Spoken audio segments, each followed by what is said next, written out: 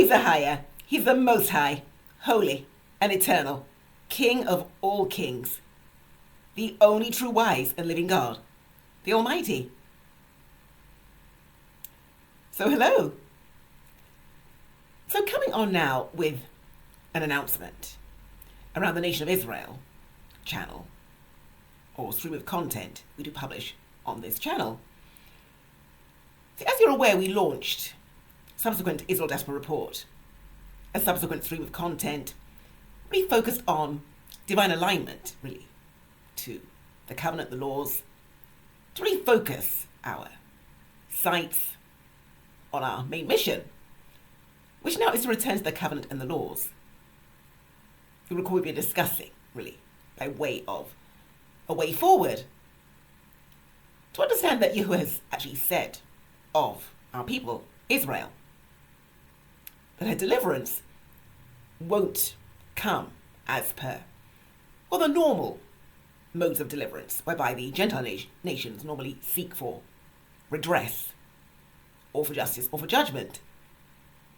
So normally, in the case of the Gentiles, they would all come together, appoint a leader, and unite to start to make representations to whatsoever organization or authority has the power to grant them justice or redress. But Yahuwah has said of Israel that that's not the mode of Israel's deliverance. Deliverance for Israel won't come via forming political parties, organizations, or by implementing various strategies. But deliverance for Israel will come via the Lord her God. So if deliverance for Israel is via the Lord her God, then it would serve Israel well to, well, take that on board and do the necessary, essentially, to return to the Lord her God. So the Nation of Israel channel was really born out of that mission, to even try to understand what that really means. What does it mean to return to the covenant, to return to the laws of Yahuwah? I mean, what even is the covenant? And what are the laws of Yahuwah? Because in certain circles, particularly in Christendom, they would tell you that there's no such thing really as the law, or our need or requirement to be bound or to adhere to the law. Not to mention that even the very word is very emotive. And you'll have people rebuking you instantly for returning to the law and for forsaking grace. So evidently that can't be what I'm saying. So I've really been expanding really on this to understand that we have a duty around the spirit of the law, which of course is love of God, first and foremostly. And I've elaborated that in previous sessions, in fact in every Sabbath session we so far convened. We'd always like to start those sessions by formally opening them with a reading of the law, which we read either from the Old Testament, as it was originally set out by Moses, or by its enlargement in the New Testament context, which was actually given by Christ himself in his Sermon on the Mount. So if you'd like more information and detail around that, then do by all means go and look at a previous Sabbath session we have done, and you'll find further clarity around that on that channel. But now we find ourselves also at a pivotal point, really, even in our history. We have, as we are aware, the whole earth at the moment is coming through a transitionary shift. As we have explained, the earth does go through these sorts of shifts and changes from time to time. They're not by any means abnormal, although perhaps not frequent. So we're still really in the, I guess, a kairos type moment, you could say. But more over than that, there's also an overriding drive or need, I think, to reflect at this time. as a people, as a community, to really understand where we really are going really, at this time. Because we have a opportunity to really recover ourselves. Or perhaps just, go on into I wouldn't say an oblivion, but there's certainly a need at this time, I think, to reflect. Now, for this reason, we are going to extend the work we do around Nation of Israel, that channel, to now extend and grow it into a global virtual nation, essentially. And that's why I'm actually coming on today to actually launch Nation of Israel, or launch the new global virtual nation of Israel, essentially. So we're currently taking citizens and also friends. Now, I know that some in the Ashrak community may perhaps have an objection to my extending friendships to other nations, because we have had, I think in recent times, been looking really at the whole way in which it always seems to fall to Israel, or to our people, to really fight for everyone else, all the other nations, who then receive advantages at our expense, and then leave us no further forward. So there's a whole debate that we do need to now focus, perhaps more focused on ourselves, and that's very, very true.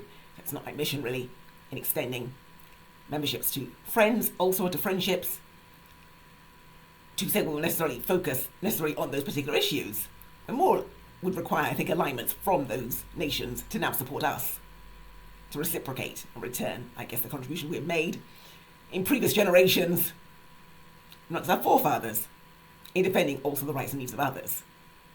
Now we're at a pivotal point where I think we do need to get some of that love back, I think. And if there are others who are happy to really align themselves and cleave to the whole house of Israel, then they're welcome to join as friends, is what I'm saying, essentially. So what is this global virtual nation going to be really focused on? Well, essentially, initially, I guess, bringing us back together. I think there's a great need for this. We've been looking in our sister channel, Israel Diaspora Report, at what we call the MAGA series. And that series was really looking at the overall, let's say, global agenda, really, or what has transpired, certainly the last 400 to 500 years, really about the question of Yisrael, or our people, in Europe, in European lands. We looked back at that history, from that 1492 period particularly, the year in which Christopher Columbus sailed for the New Worlds, to plus what was currently going on in the US around the whole MAGA agenda, Make America Great Again, which really commenced, or was triggered by the signing off of various executive orders that were threatening to see a reintroduction potentially of segregation in some forms, was what was might believed could have happened if it had been taken to some extremes. So you have that all began. And we look back really to see, we look back at some artifacts in history, to see that the self-same narratives that currently, plague our people still to this day, were just as prevalent back in the mid-15th century. And we see really the outworking of what that did actually mean for the peoples who did actually live at that time.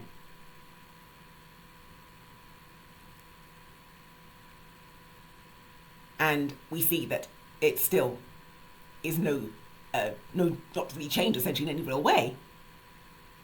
And we do occasionally see as well, great injustices, as well perpetuated against our people also, And we all know the score. This is by no means odd or unusual. But I think why reflection is needed now is because I think we need to, well, recognize our condition, first and foremostly. And we say like catch ourselves, but maybe take possession of ourselves, possess our souls really in this time. Because we can either perpetuate the current cycles on into perpetuity, or we can make some attempt to address some of them in some real way. I've always said that I think part of the reason really why we see certain things occur in our community is because many of us don't really know our own history. We're trying to do our own, I guess, quota in helping to address that. We have recently launched the 5812 Bible Institute, and within that a past-present centre for living history, really around the telling of our history. Because I do, as you know, come onto YouTube to provide snippets of our history. But it's not possible to do a total kind of in-depth analysis of our history really in the actual brief format of video. Because the videos are too long, they don't get looked at. So what I can really do is provide some highlights to make people think.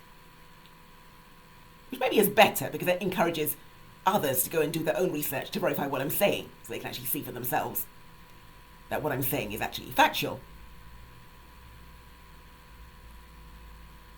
But as I say, I think it would be a good point now to bring together a global nation. I think it would even be fun, quite fun to do it. And at first, I think we would probably want to do like global reflections, really. And we're going to launch, the first room of content we're going to launch is Diaspora Voices. We'll just share collections or stories, really, of our peoples. Well, essentially, well, as far back as we can take it, from 70 AD certainly, to the present day, to give people the opportunity to come together and to learn more about each other's history and narratives as well. And also to look at some of the things that still do go on amongst our peoples to the present day. And perhaps locate some of our communities that are perhaps the most marginalised as well. I also want to, so we're probably going to start as well with, in that mission, by looking at the nation of Congo as well, who are the majority of our people. I know certainly the Lingala tribe are certainly of our people. I believe potentially they all possibly are, but as I say, we're going to anyway start with that particular nation and look into some of the issues there and really put that nation really on a bit of a watch as well. Because the hierarchies as well have to recognise, and perhaps they possibly do, and sweep it under the carpet, but the level of injustices really that have gone on historically, and many so which haven't really been addressed. And what's more worrying still is that the behaviours still, in many cases, haven't been addressed. It's sort of a hierarchy that wants to see itself, for whatever reason, as more superior to whatever and everyone else, even though there's no such thing. And this really does have to change. And it has to change because it's no more going to be tolerated. And while some may look at me as an individual and pick me out as a target for attack, for making this statement, I'm by no means unique or alone in this sentiment. And if the wider communities or nations had any sense, they would be aware of the fact that we are actually still creating a dialogue to them. because we could just stop speaking and communicating completely. But there we go. So as I say, we're not doing this at all to be threatening in any way, but we're doing it to consolidate and to regroup at this time as well, and to reassess and to focus ourselves around our own narratives and to focus on our own communities at this time. So we focus around many things: culture, identity, but it will first and foremost be a spiritual community. And our spirituality and our belief in Yahuwah, the God of heaven, will actually lead the way. And that's one of the first arguments or resolutions we'll have to make, is resolving the whole issue around what really truly is black, or deemed to be brown African, in many cases, spirituality. And we have looked at this also in previous videos that we have done. Because what many are deeming to be African spirituality is not true native African spirituality. There was a spirituality in Africa before the actual native spirituality took hold. And that's the spirituality I'm actually speaking to. It's actually foretold in the Bible. He was actually saying that Africa, who he calls Egypt, came with Egypt. He says that they will actually renew their covenant to the true God, Yahuwah. And they'll actually make a vow and they'll perform it. And then he'll actually call them his people, his heritage.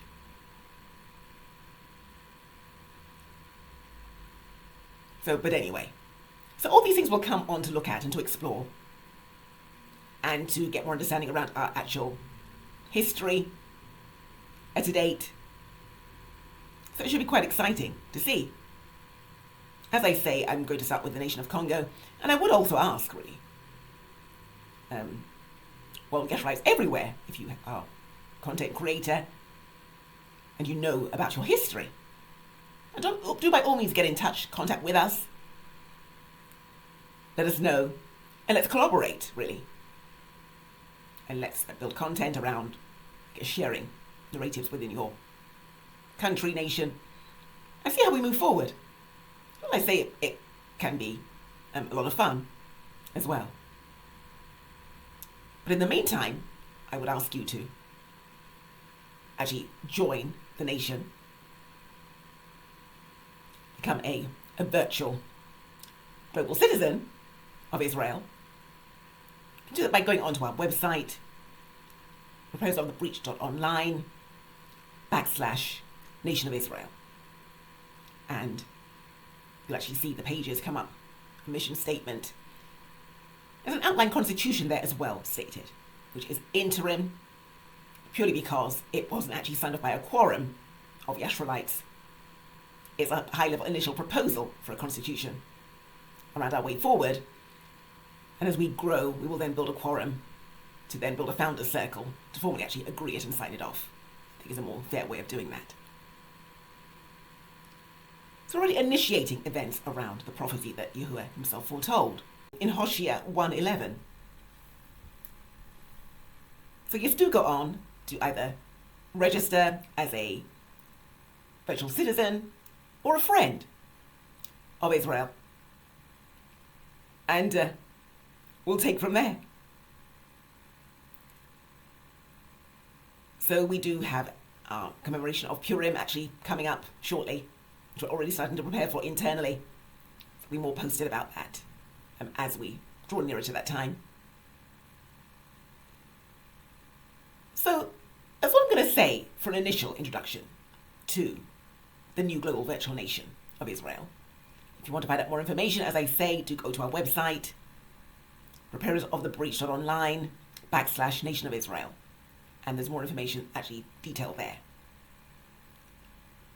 And also the other thing I should say is that it's really grown into a bit of a life of its own. So for that reason, we're going to take the Nation of Israel content off of our Repairers of the Breach channel and actually put it onto its own individual channel, where it can actually grow into a more of an entity of itself and into its own community there. I will try to actually link the two channels together, so that when you actually pull up one, you pull up both of them.